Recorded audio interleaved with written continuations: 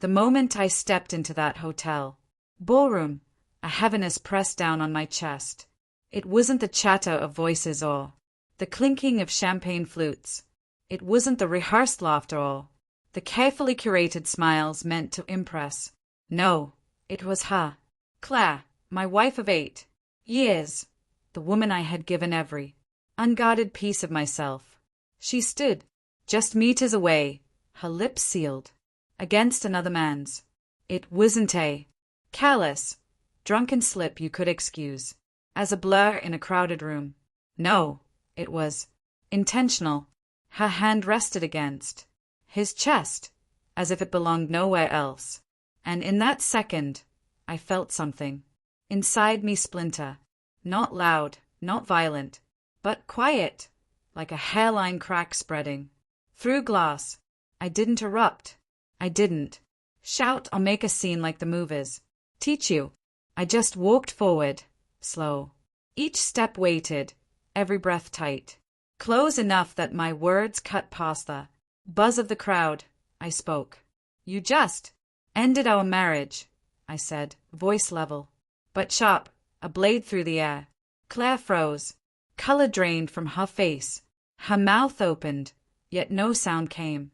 The man beside her, tall, polished, a face I vaguely recalled from photos, pulled away instantly. Faye flickered in his eyes. He didn't defend her, didn't defend himself. He vanished into the crowd like a guilty shadow. But Claire turned to me, eyes wide, and whispered 2 words that rattled me more than the kiss itself. You're wrong. Those words echoed as we drove home in silence. The engine's hum was the only sound. My hands locked on the wheel, knuckles pale, clinging like letting go would shatter me. Claire stayed out the window, as unreachable as a stranger. Finally, I spoke, low, my voice laced with heat. Who is he? She stalled, fingering the strap of her clutch. It's not what you think, Daniel. I nearly laughed at the cliché. Not what I think. I had seen her lips on his, her hand resting like it belonged. I had seen the look in her eyes, the same one that once only searched for me.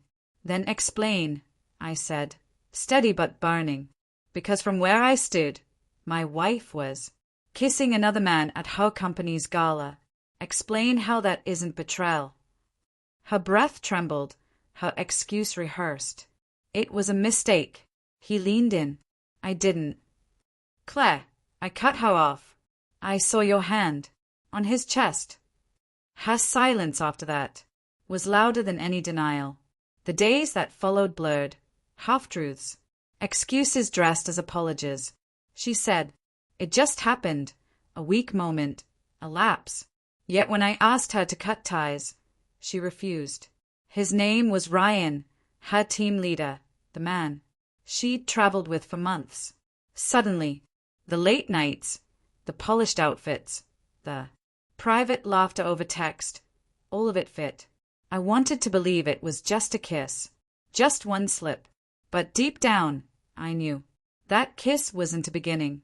It was an exposure. One night, while she showered, her phone charged on the table. My hand hovered. My conscience screamed not to look. But another voice whispered, she had already broken trust. If there was nothing, I'd find nothing. I opened it. The truth lit the screen. Dozens, then. Hundreds of messages buried in a work chat. But the words were undeniable. Miss you already. Last night was incredible. Can't wait for our next trip. Photos, inside jokes, a whole life I was never in. My stomach turned. When Claire stepped out in her robe, I sat there like a ghost, her phone in hand. Daniel, she whispered, pale. You went through my phone. I met her eyes, voice flat but steady. I went through the life I thought I knew, and I found the truth. We didn't talk that night, didn't share a bed. I lay staring at the ceiling, rewinding. 8 years, our vows, our home, the future. Were they lies, or had she become someone unrecognizable? The next morning, I packed a bag and left. Not in anger, but because staying meant letting pain rot into something worse.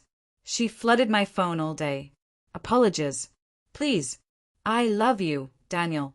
It didn't mean anything. His no one. But betrayal doesn't require meaning. The act itself corrodes everything. A week later, she appeared at my door. No makeup. Eyes raw. Please, can we talk? I let her in. We sat at the kitchen table, a distance no leaning could cross. Why him? I asked. Taze welled. I don't know. We spent so much time together. He listened. He made me feel seen. My jaw clenched. So I didn't. That's not what I mean, she rushed. You're a good husband, Daniel. I got lost. I studied her, searching for the woman I'd loved, but being lost wasn't. Forgetting a date. Lost wasn't building an affair in secret. And I knew. She wasn't crying because she lost me. She cried because she'd been caught. The divorce wasn't instant.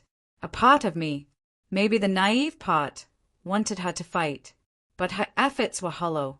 Flowers, messages, empty words, never the hard choices, never truth, never cutting him off. Once, I called Ryan, from an unknown line. You ruined my marriage, I told him. He sighed, annoyed. Look, man, it wasn't serious. She's the one who. I hung up before he finished. Not serious. As if that dulled the blade. As if reducing my wife to a fling lessened the wound. Months passed. Papers signed. Friends chose sides. Her family begged me to forgive, to remember the good years. But forgiveness isn't a favor handed out to ease others' comfort. 6 months later, I saw her in a cafe. She looked faded, smaller, dim. Daniel, she whispered. I ended it. It's over. I nodded. Good for you. Her eyes flickered with hope. Do you think we could ever? No, I said gently. Because the night I found you, I didn't just lose a wife.